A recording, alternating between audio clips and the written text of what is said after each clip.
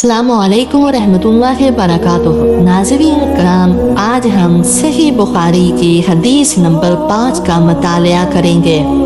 ये हदीस नबी करीम सल्लल्लाहु अलैहि वसल्लम पर वही के नज़ूल और कुरान को याद करने के तरीके के बारे में है।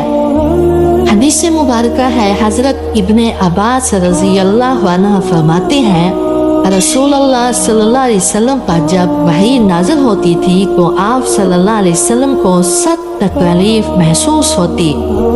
इसकी अलामत ये थी कि आप सल्लल्लाहु अलैहि वसल्लम अपने ऊँट हरकत देते ताकि जल्दी जल्दी कुरान याद कर लें।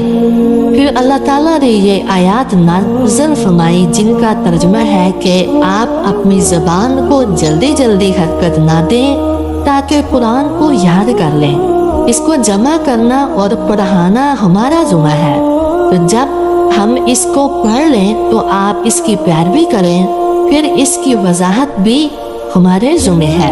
तो हज़रत इब्ने अब्बास रज़ी अल्लाह अन्हु फरमाते हैं, इसके बाद जब जिब्राईल अलैहिस्सलाम वही लेकर आते तो रसूलुल्लाह सल्लल्लाहु अलैहि वसल्लम खामोशी से सुनते।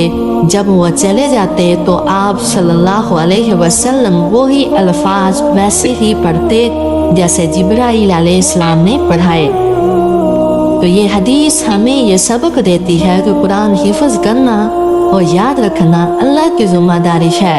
नबी करीम सल्लल्लाहु अलैहि वसल्लम पर वही के वक़्त तकलीफ होती थी, लेकिन अल्लाह ताला ने आप सल्लल्लाहु अलैहि वसल्लम को ये यकीन दिलाया कि कुरान को याद रखना और इसकी वजाहत अल्लाह की ज़िम्मेदारी है।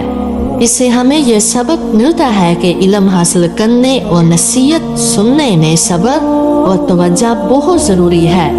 नाज़रीन कराम, ये हदीस हमें बताती है कि अल्लाह ताला ने कुरान की हिफाजत खुद की ज़िम्मेदारी बनाई और नबी करीम सल्लल्लाहु अलैहि वसल्लम पर वही के वक़्त आसानी पैदा की। अगर आपको ये वीडियो पसंद आई तो शेयर, लाइक और सब्सक्राइब ज़रूर करें ताकि आप तक मज़ीद हदीस और इस्लामी तालीमात